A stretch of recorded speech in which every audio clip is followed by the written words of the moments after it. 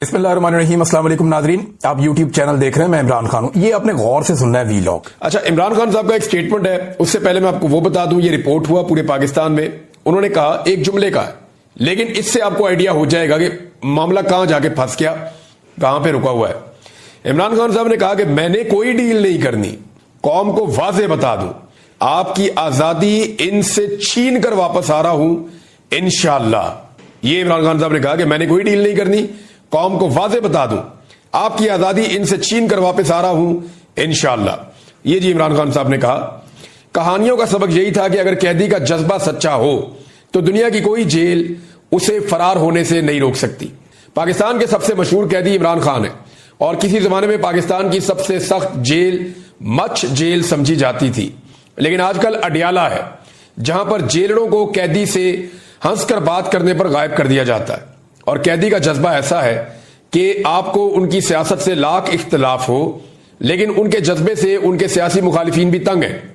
जिस तरह इमरान खान ने पाकिस्तान की सियासत में नए अंदाज मुतारफ करवाए हैं, इसी तरह उन्होंने अडियाला जेल से फरार का एक अनोखा मंसूबा सोचा है कि वो ऑक्सफोर्ड यूनिवर्सिटी के चांसलर का इलेक्शन लड़ेंगे। सच्ची बात यह है कि इमरान खान के इलेक्शन में उतरने से पहले ना पाकिस्तानियों को और ना ही इंग्लिस्तानियों को, ज्यादातर इंग्लिस्तानियों को इल्म था कि ऑक्सफोर्ड के चांसलर का भी कोई इलेक्शन होता है। उनके ऐलान के साथ ही सबको चांसलर के इलेक्शन का ऐसे ही पता चल गया जैसे अब बच्चे बच्चे को इलेक्शन फॉर्म 45 और इलेक्शन फॉर्म 47 के बारे में पता है। फॉर्म 45-47 वाली कहानी तो सबको पता है ना पाकिस्तान में। गोरों के एक कदीम इदारे के भूले बसरे इंतखाब में शामिल होने का ऐलान करके इमरान खान ने उसमें जान डाल दी है। मंसूबा यह नहीं कि इमरान खान अडियाला जेल से सुरंग खोदना शुरू करेंगे और एक दिन ऑक्सफोर्ड के चांसलर के दफ्तर में नमूदार हो जाएंगे। वो रहेंगे जेल में ही, और जैसा कि उनके जानसार समझते हैं, जेल में रहते हुए मजबूत से मजबूत तर, मकबूल से मकबूल तर होते जाएंगे। लेकिन चांसलर का इलेक्शन लड़ने से उनका नाम मगरबी दारुलहुकूमतों में एक बार फिर गूंजेगा। सबको याद आएगा कि वो एक शौहराए आफाक क्रिकेटर थे। उनके मद्दाहों को लंदन की पार्टियां, शाही खानदान के साथ मुलाकातें और साबका शरीके हयात जमैमा खान के साथ तस्वीरें दोबारा शेयर करने का मौका मिलेगा। उनके कैंसर अस्पताल का जिक्र आएगा। ये बात भी याद आएगी कि वो पाकिस्तान के साबिक वजीर आजम भी हैं और उन पर मजायका खेज किस्म के मुकदमात चलाए जा रहे हैं। चांसलर के इंतखाब के लिए इमरान खान के अलावा किसी दूसरे उम्मीदवार का नाम भी शायद ऑक्सफोर्ड से बाहर लोग नहीं जानते, लेकिन इलेक्शन होता है। गुमनाम उम्मीदवार भी अपना जोर लगाएंगे। एक बरतानवी सहाफी ने एक कॉलम में इमरान खान के खिलाफ इंतखाबी मुहिम का महाज खोल दिया है। इल्जामात वही है पुराने वाले। अगर वो ये इलेक्शन जीत जाते हैं तो कैदी नंबर 804 को गोरों ने भी अपना लीडर मान लिया, और हार गए तो गोरों की अजली इस्लाम दुश्मनी। इंतखाबात का नतीजा कुछ भी हो, दुनिया को याद आएगा कि इमरान खान एक सियासी कैदी है, और गालिबन दुनिया के हसीन तरीन सियासी कैदी जेल की सख्ती बर्दाश्त कर लेता है, लेकिन गुमनामी नहीं। तो इमरान खान एक बार फिर मगरबी मीडिया की शाह सुर्खियों में होंगे। जो भी सियासतदान पाकिस्तान की किसी जेल से फरार चाहता है, उसकी सुरंग का रास्ता GHQ से होकर गुजरता है।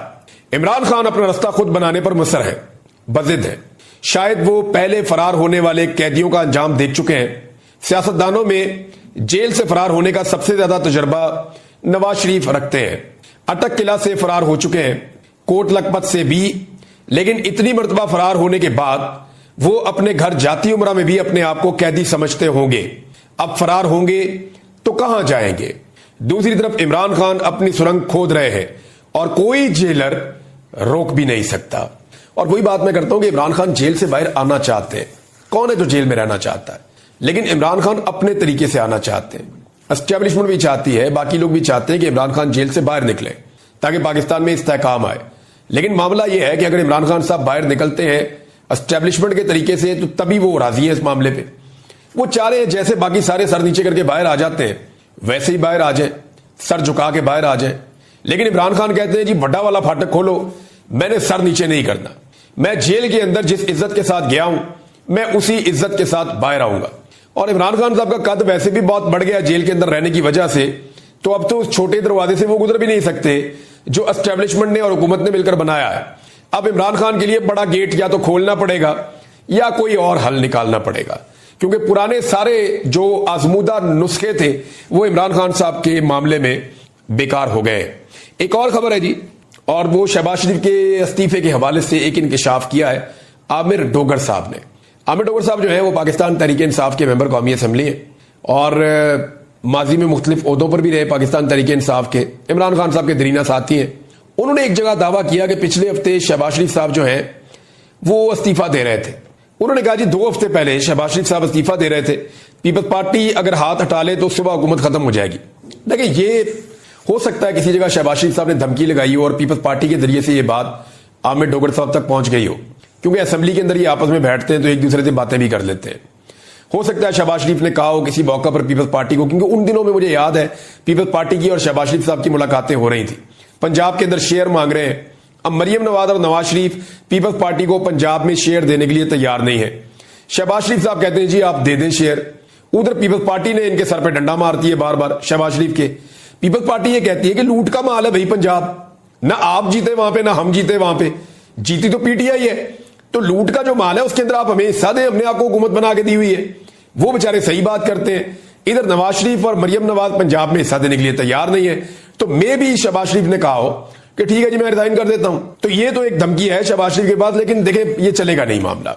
और मुझे नहीं लगता शहबाज शरीफ साहब कभी भी संजीदा होंगे, क्योंकि अगर इन्होंने अब इस्तीफा दिया या सियासत इस वक्त खत्म की और ये इलेक्शन के अंदर गए तो पीटीआई का जो बलडोजर है वो इनको रौंद के रख देगा और इनको लेने के देने पड़ जाएंगे।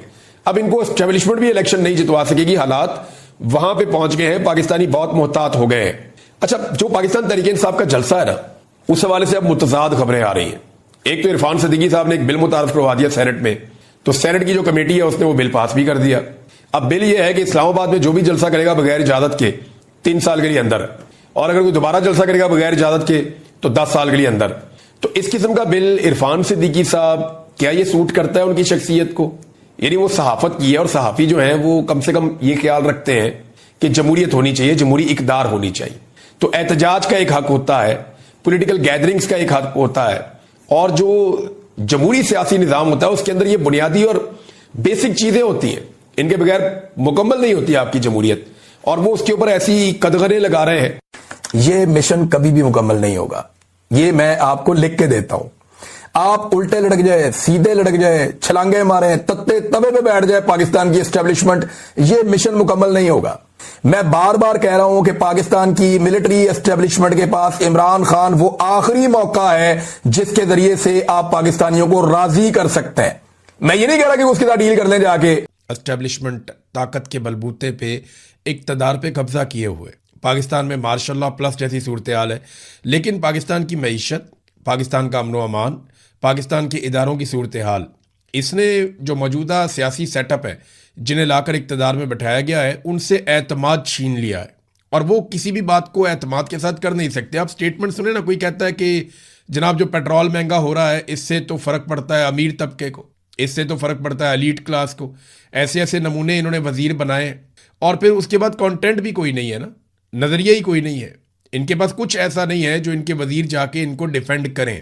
आसिम मुनीर साहब ने और शहबाज शरीफ ने मिलकर नवाज शरीफ की क़यादत में जो तबाही फेरी है पाकिस्तान में, और जरदारी साहब ने इसमें सहूलतकारी की है, फजलुर रहमान ने सहूलतकारी की है, ANP और MQM ने भी इसमें सहूलतकारी की है। इन PDM की जमातों ने पाकिस्तान के फौजी जर्नैलों के साथ मिलकर जो पाकिस्तान के साथ कर दिया, अब वहाँ से वापसी का तो ऐसा लगता है कि कोई रास्ता बचा ही नहीं है। जब तक पाकिस्तान में सियासी इस्तेहकाम नहीं आता, और सियासी इस्तेहकाम आने के बाद वो लंबे अरसे तक नहीं रहता, तब तक पाकिस्तान इन मसाइल से नहीं निकल पाएगा। यानी यहाँ देखें ना, कोई ये कह रहा है कि जंग की वजह से महंगाई है, हालांकि आज भी इमरान खान साहब के दौरे हुकूमत के मुकाबले में आलमी मंडी में पेट्रोलियम मसनूआत की कीमतें कम है, लेकिन इमरान खान साहब बेच रहे थे 145 रुपए का डीजल, 150 रुपए का पेट्रोल, और आज उसकी कीमत 410 रुपए के आसपास है।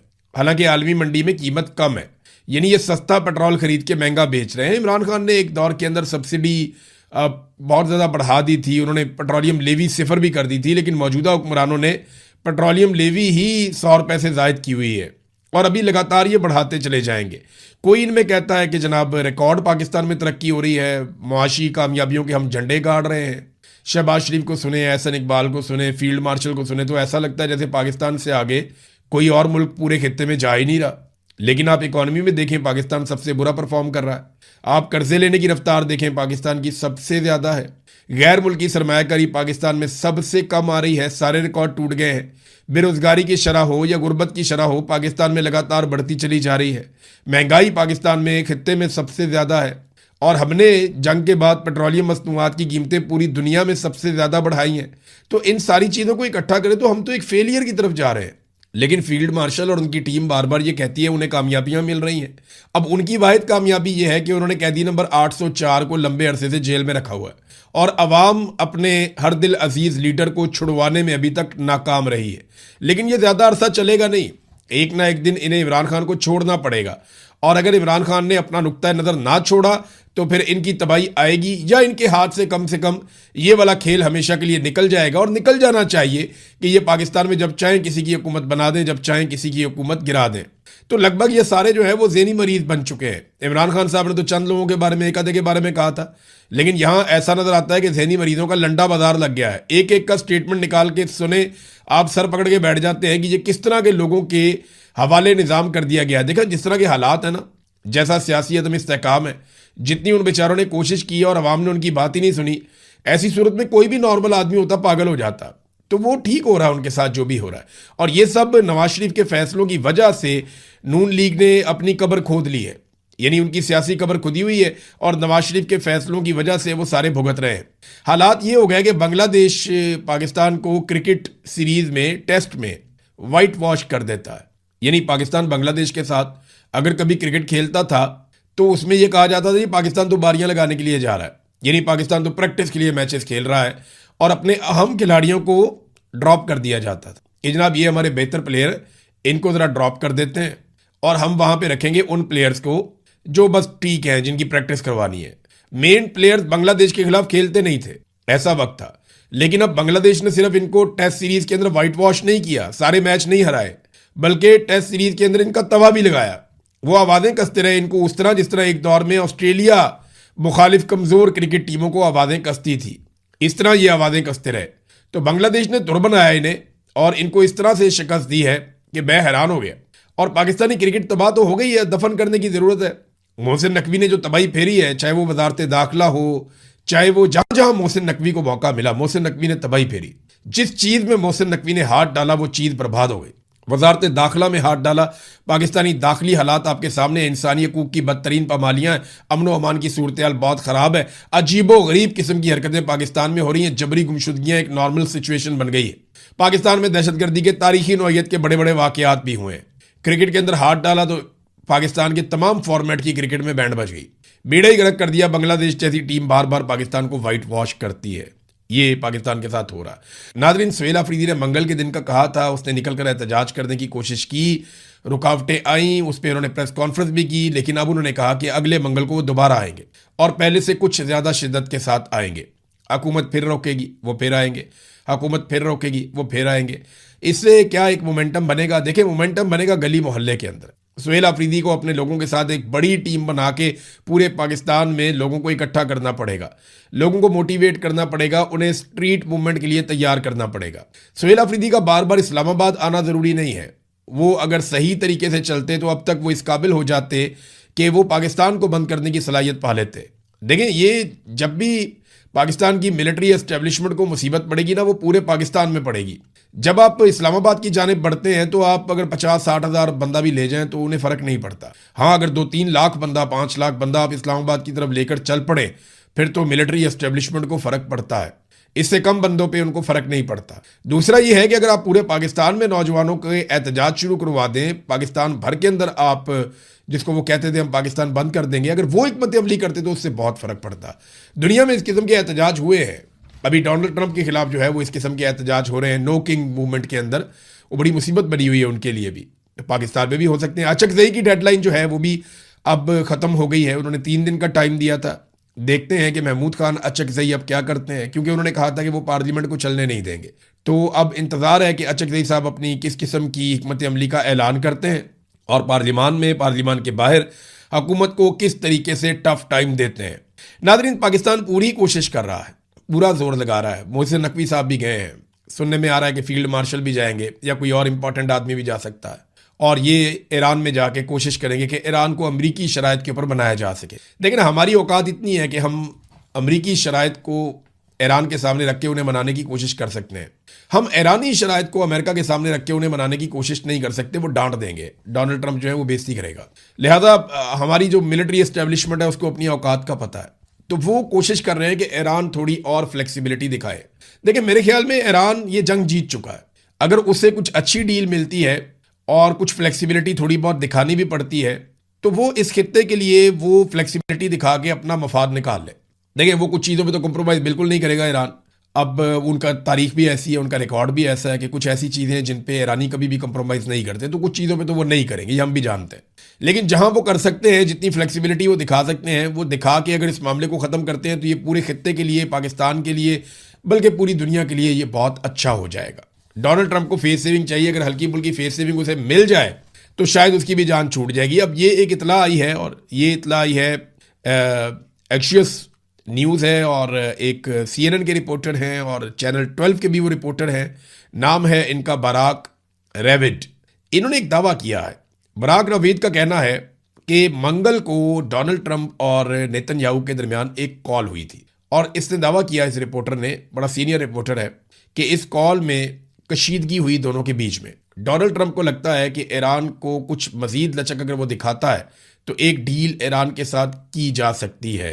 यानी डोनाल्ड ट्रंप की जो बातचीत है उसमें लचक पे जाने की जो है वो गुंजाइश थी। लेकिन नेतन्याहू दोबारा से फौजी कार्रवाई का हामी है। अब यहाँ पे हाल ही में एक बात आप और ज़हन में रखें कि सऊदी अरब और UAE के ऊपर ड्रोन हमले हुए हैं, और UAE की जानिब से बताया गया कि ड्रोन ईरान से नहीं, इराक से आए थे।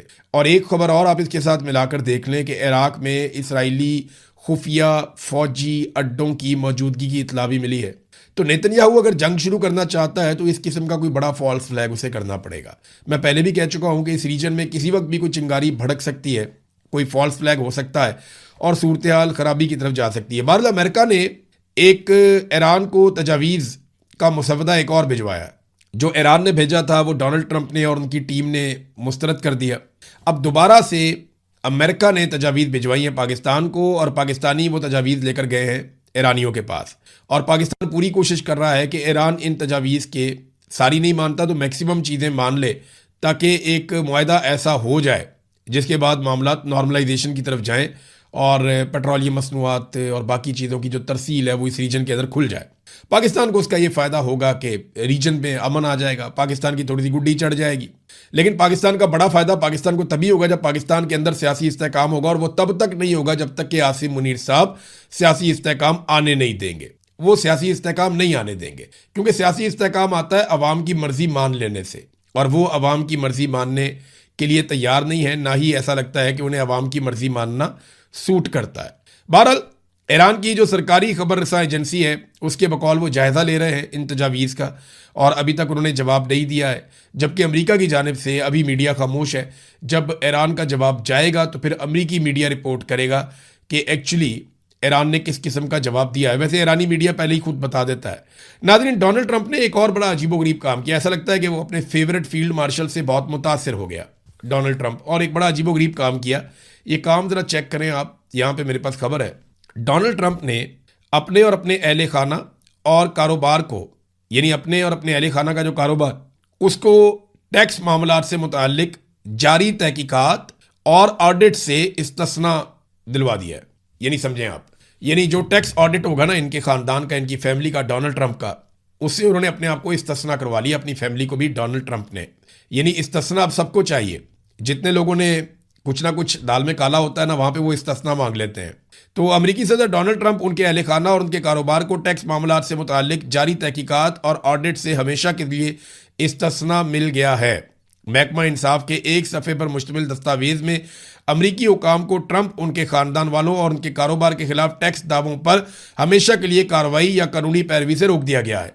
देखिए, इस किस्म की चीज़ें जो बाइडन ने भी की थी, अपने बेटे के लिए भी की थी। बाद में डोनाल्ड ट्रंप आया, उसने रिवर्स कर दी। डोनाल्ड ट्रंप को अगर दोबारा हुकूमत नहीं मिलती, या फ़र्ज़ करें डोनाल्ड ट्रंप के खिलाफ आ जाती है, इम्पीचमेंट हो जाती है इनकी, और ये इम्पीच हो जाते हैं, इनका मुआवजा हो जाता है बतौर सदर, और एक नया सदर आता है अमेरिका में, तो वो भी इस इस्तिस्ना को मुमकिन तौर पे ख़त्म कर देगा। तो डोनाल्ड ट्रंप का इक़्तिदार का और अरूज का सूरज वो गरूब हो सकता है अगर डोनाल्ड ट्रंप इक्तदार में ना रहा तो। वैसे डोनाल्ड ट्रंप के प्लान लंबे हैं, वो तो ये कहता है कि वो आइन में एक तरमीम करेगा और उसके बाद वो लंबे अरसे तक अमरीकी सदर रहेगा। एक और भी उसने अपनी ख्वाहिश बताई डोनाल्ड ट्रंप ने कहा कि मैं इस वक्त इसराइल में 99% मकबूल हूं, वहां वजीर आजम के लिए मैं अगर चाहूं तो इलेक्शन लड़ सकता हूं, तो इसलिए शायद मैं अपना ये दौर पूरा करने के बाद इसराइल जाऊं और वहां से वजीर आजम के लिए इलेक्शन लड़ूं। कैसी अजीब बात है कि अमरीकी सदर रहने वाला शख्स 2 मरतबा वो जाएगा और जाकर इसराइल में एक छोटे से मुल्क में वजीर आजम बनने की कोशिश करेगा। ये देखें, डोनाल्ड ट्रंप की ख्वाहिश हो सकती है, उसके दिल से कोई बात निकली, उसने पब्लिक कर दी, लेकिन एक बात आप समझें कि इसराइल कितना इंपॉर्टेंट है ये इसका आइडिया डोनाल्ड ट्रंप को है, और वहां कितनी ताकत है इसका आइडिया भी डोनाल्ड ट्रंप को है। और अमेरिकन तो अब खुलकर कहते हैं कि नेतन्याहू ने अमेरिका को और अमेरिकन फौज को इस्तेमाल किया और इसराइली मफाद के लिए अमेरिका अपनी फौज को मैदान में लेकर आया और इसराइल कठपुतली की तरह अमेरिका में मौजूद लोगों से अपने फैसले करवाता है। बहरहाल एक स्टेटमेंट जो है वो ईरान के सुप्रीम लीडर का भी आया, उससे आपको जरा आइडिया हो जाएगा कि टेम्परेचर कहाँ पे है। उन्होंने कहा जी ईरान इस वक्त